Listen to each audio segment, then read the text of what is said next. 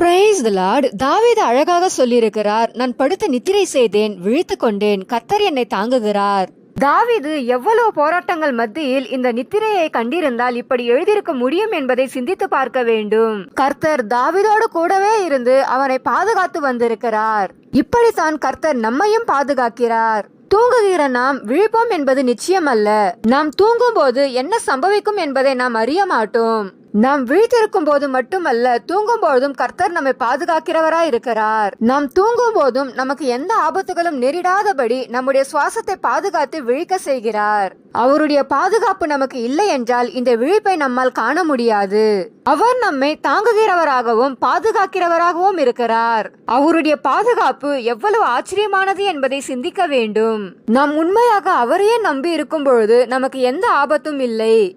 இரவும் பகலும் உறங்காமல் நம்மை காத்து வழிநடத்துகிற தேவனாய் இருக்கிறார். ஆமேன்.